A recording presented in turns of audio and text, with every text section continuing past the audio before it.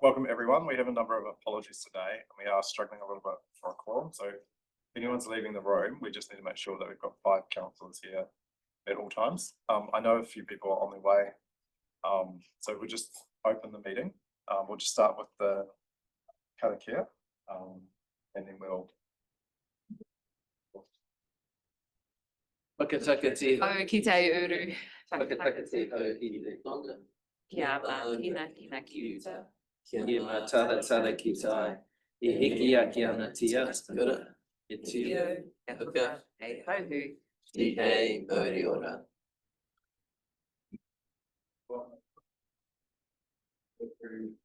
Got apologies for absence from the Mayor, Councillor McDonald, Councillor Goff, and Councillor Henstock. Got apologies for lateness from Harrison Hunt and Councillor Donovan. Got a leave it early apology from Councillor Donovan, and we've got Councillor Moore on Zoom. Has anyone else got any other apologies?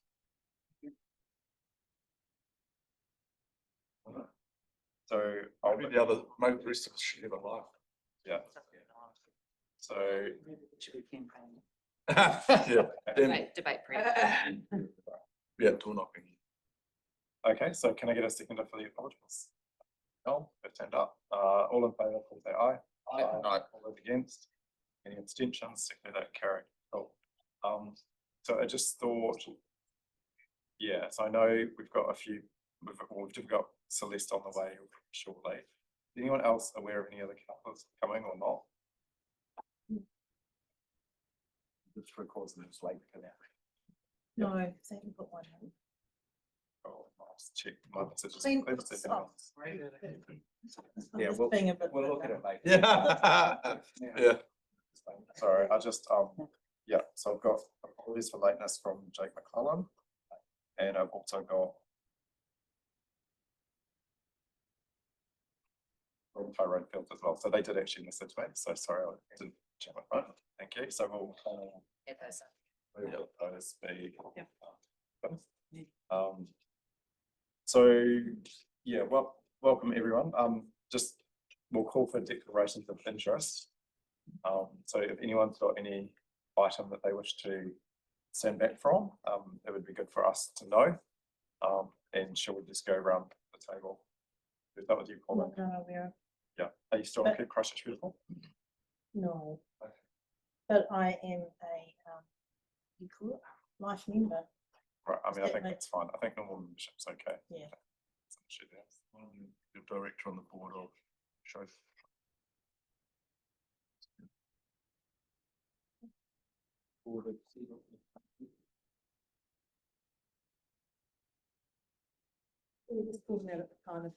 Yeah, I mean, feel free to call them out. It's just sometimes people forget. Wisdom brass for me. Yeah.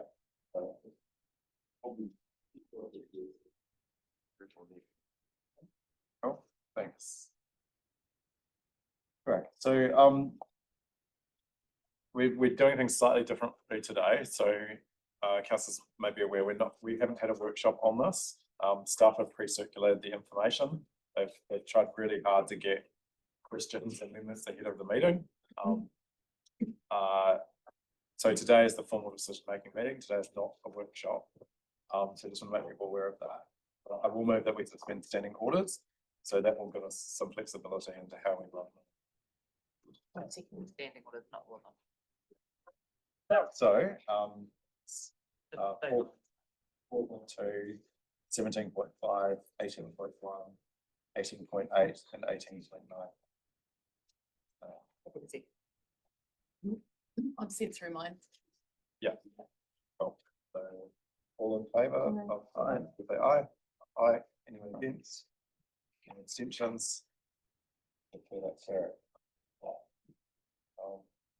Welcome, Aaron and Philip. Well, I'm just saying we need a minimum of 5 councillors for a quorum, so people are aware who needs to leave the room. But we're now than we were a couple of minutes ago, so that's good. So I'd like to now hand over the staff to do a general presentation. So over to you guys, and just to before you start, just to acknowledge the the huge amount of work that you've done you know, we know a lot of work goes into this, and it's been incredibly time and a time of need in our city as well. So just wanted to acknowledge all the work that you and your teams have done to get the information to us today. Thank you very much. I'll hand it over to you. Yeah, tēnā koutou I ngā mihi mō tō koutou tainga mai tēnā hui, tēnā rā, tātou I India Āwhina.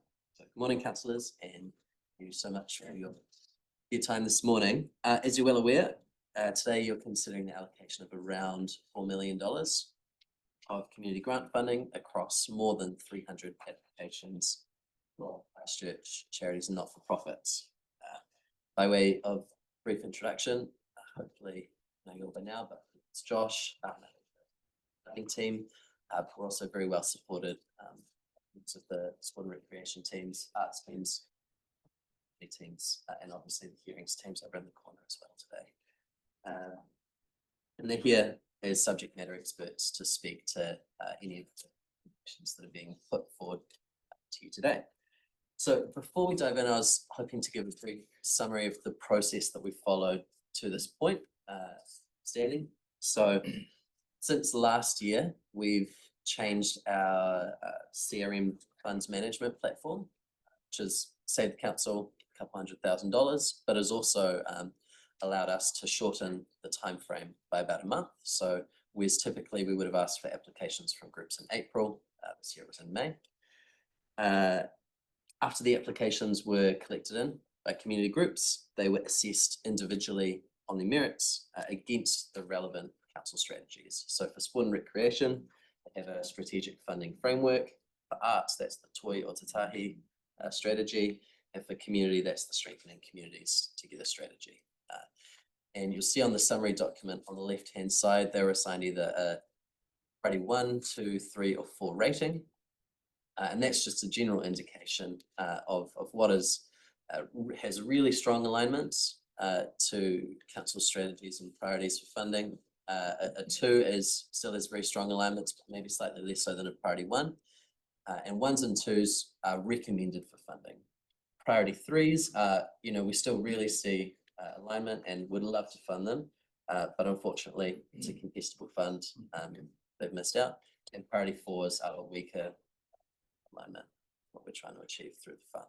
So that's just a general guide as you look through. Quickly, I just wanted to mention that this year, the portion of funding that we're talking about, we'll hear us refer to it as citywide, and that's rather than metropolitan. And that's just because there was a little confusion with groups that have a citywide impact or a citywide reach, but might not have had their offices based in the metropolitan area. So what we're talking about here is groups that covers the city of Christchurch, so just for citywide. After each application was assessed, staff then engaged in a collaboration where the assignments were moderated one another, weighted kind of within their own category, and then worked to fit within the budget. It's obviously available, and these are the recommendations that are being presented to you this morning. Those recommendations were available on the 10th of July. Reviewed can, like Yanni said, any questions on that? We're also here to answer any questions that may have come up since, but if we don't have them on hand. And then the final steps following this meeting is that once the minutes are confirmed, we'll be in touch with the groups to let them know of the outcome, and any successful applicants will be paid shortly thereafter.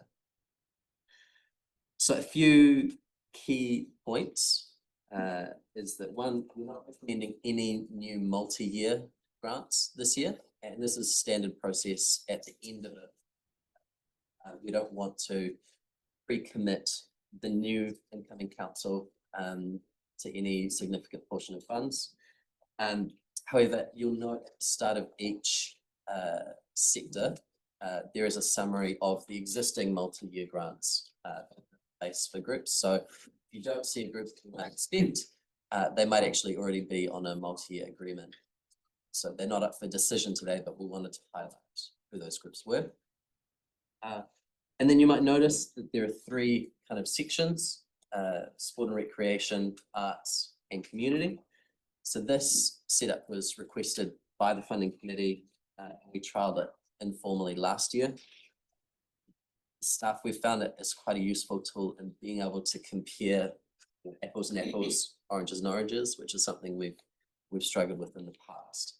And we worked really hard to try and keep the recommendations within ring fences, which is why we've structured the meeting today, so that you'll consider each sector of applications as a group, consider any changes, and then close it off before moving to the next. So I hope that makes sense.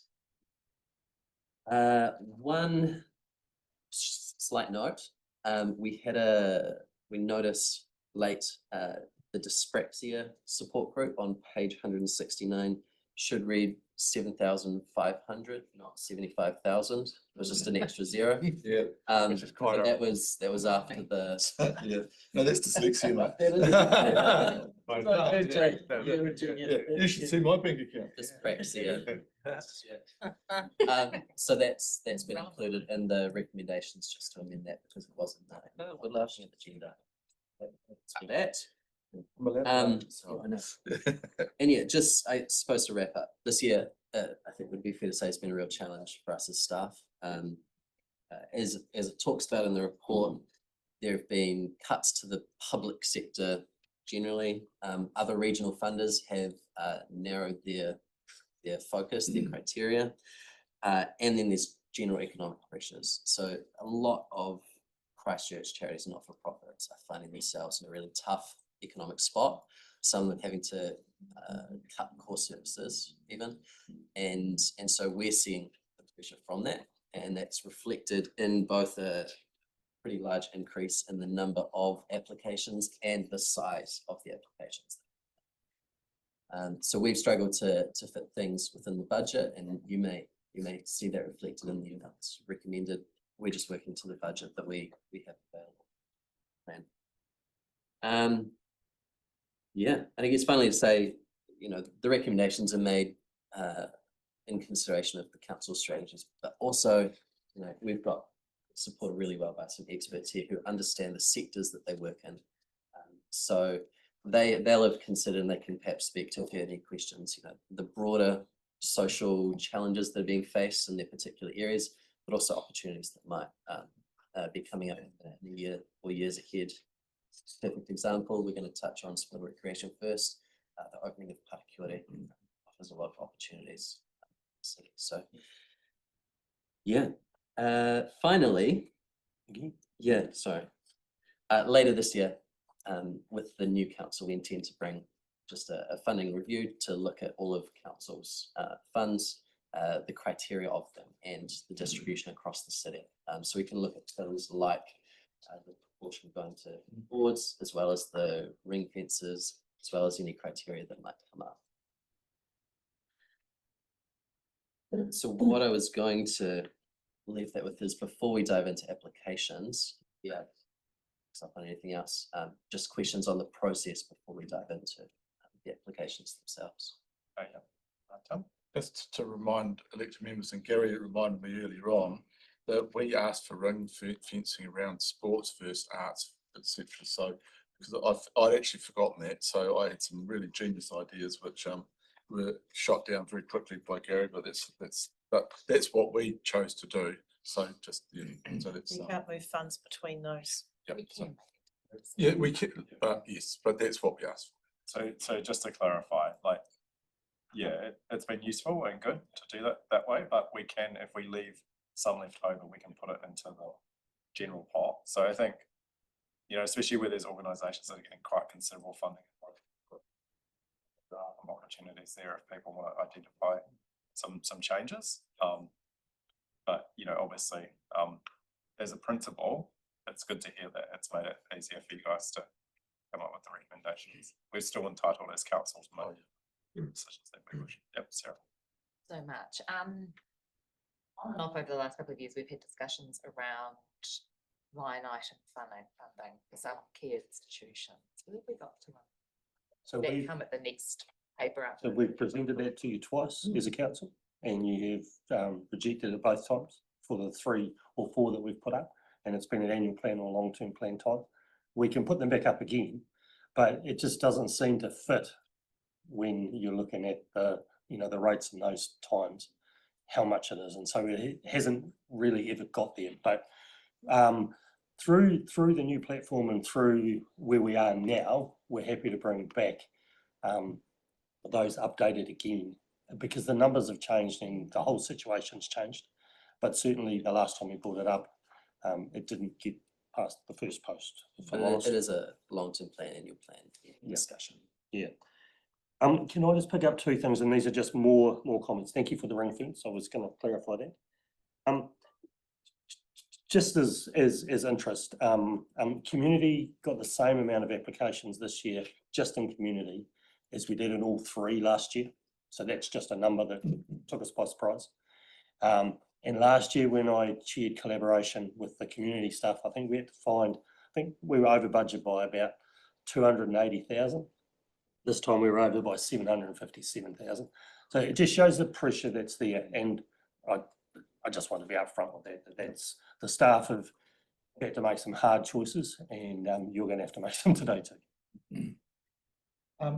Gary, talk, because obviously every year it comes up, Seabrook, Mackenzie and I back it, but with your my discussion with you earlier on, that could be covered by perhaps a better relationship with the Mayor's Welfare Fund, which has a bit of funding, because Yeah, there's been a few through this that has made us really looking at the other options. And so Seabrook Mackenzie is one, but I think we're going to bring it up anyway, but we'll talk about it then. But certainly Mayor's Welfare could be an option for that organisation, and possibly would do better from there than they will from this contestable fund to support those young people. So I probably need a better understanding. So if we could kind of at some stage get together, because my board fees go there, and then you know, that's just saying. Oh, thank you. That's where they go. Yeah. Yeah. Yes. The other thing to note is that we're recommending to put aside 300,000 this year for the discretionary response fund. That's actually about 150,000 less than last year. And that's mostly so that we had a little bit of extra room in the SCF because of the pressure. But it will mean that throughout the year, there's less discretionary money.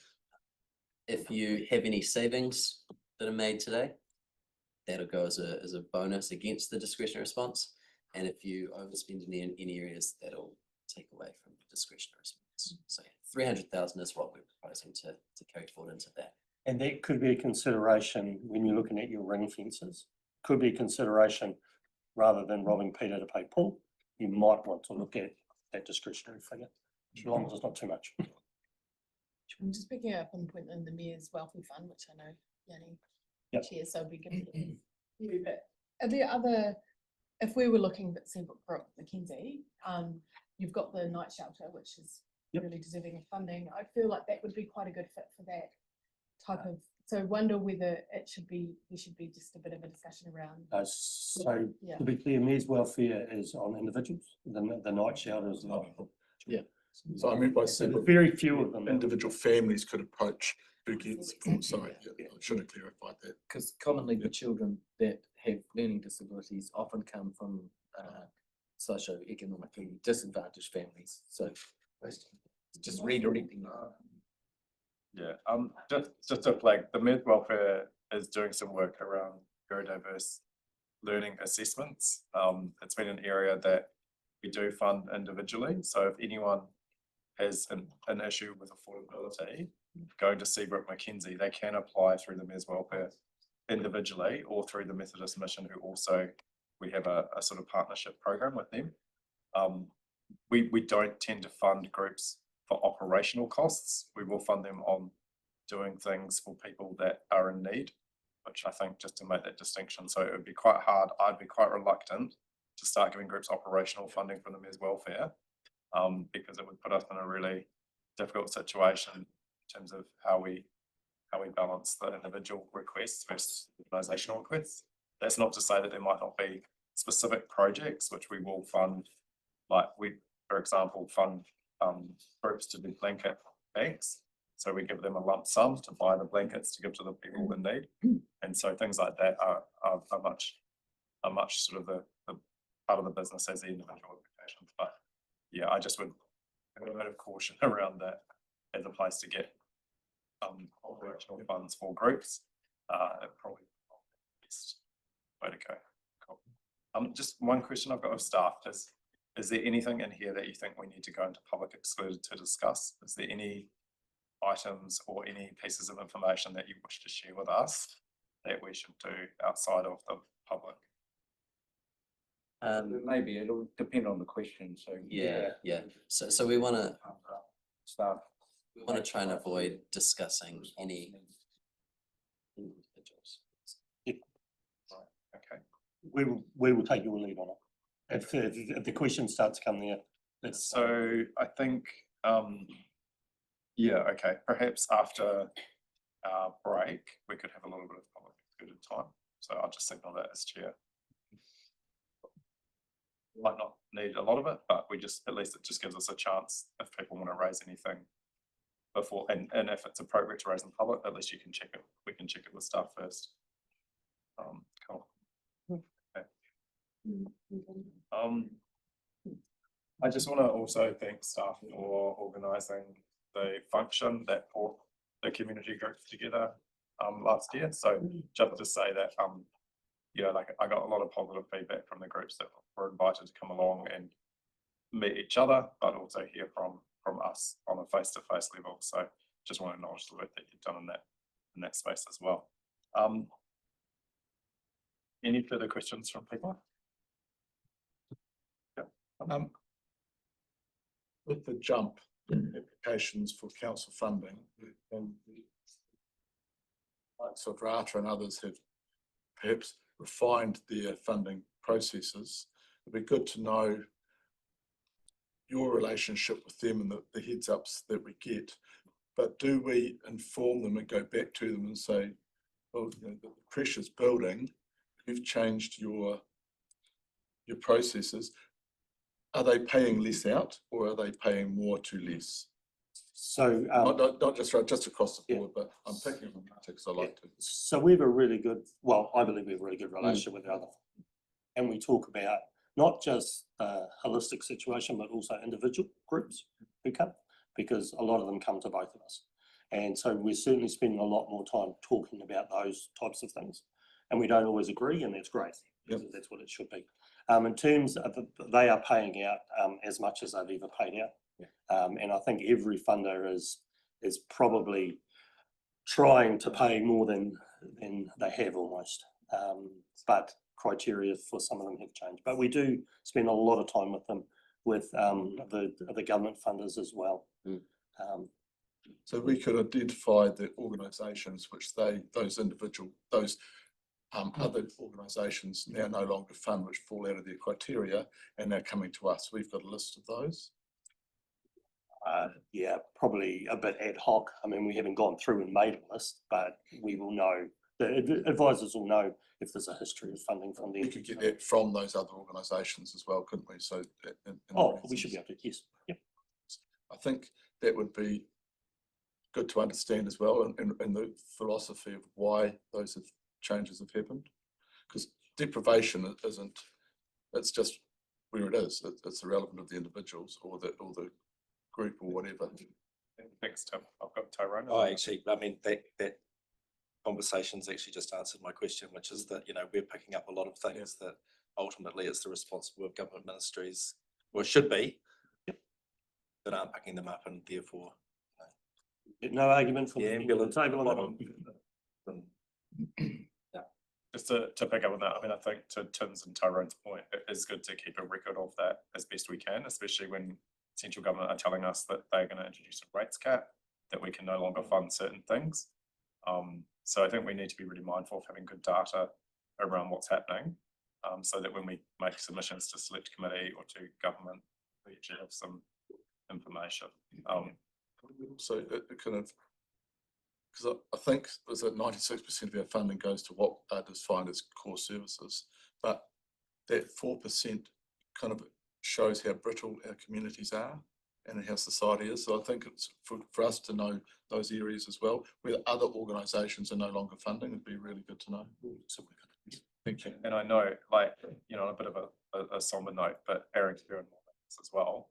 That some of us, with everything that we've been through, post-earthquake, post-terror attack, we were very concerned about the mental health of our city. And I know Aaron and I had many meetings, and I know maybe some other councillors who were here at the time, with the Ministry of Health around the concern. I don't know how many people have read the independent review of mental health in Canterbury, but it makes a pretty bleak and tragic reading, really. So, you know, our council has made a significant investment in a number of community groups to help people and to support people's wellbeing. We've had some of the most extraordinary challenges out of any city in the world over the last decade and a bit, and it shouldn't be lost on us that the support we give has helped to make a difference when other central government agencies have not always given us the support that we would have liked and that we've requested. Absolutely. And prior to the earthquakes, that support that we were putting in to community groups actually prepared us very well for that terrible impact disaster. So yeah, so look, we just acknowledge all the proof and we accept that we can't support everyone as much as everyone would love, but we try to find a good balance where we can. No. You've got that indication about whether the funding's increased, decreased, the same or new and all that.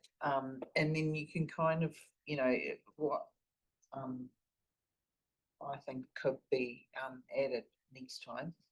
Because it's sort of, if you read between the lines, you can kind of see maybe why it's gone up, down, but it doesn't really explain. You know, like I'm looking at, say, swimming has gone up by 20% their membership. So why is the funding not gone up 20%? You've actually said more than that. So it's not really clear like where that number has come. Are you looking at this or the matrix? Like it says a rationale for the recommendation, but it doesn't say, you know, we've increased it by this much. You know, it's not explicit, and that could be on purpose, but it doesn't explain, in my view, enough of why some are increased and some are decreased and the amount, relative amounts. That's all. It's just I mean, I know we can ask that on each one, but it would be easier if it was included each time. You schedule a workshop after the meeting. We just want to have a sort of message for how we. But because the matrices are PX anyway, so it could just be better to just be quite explicit.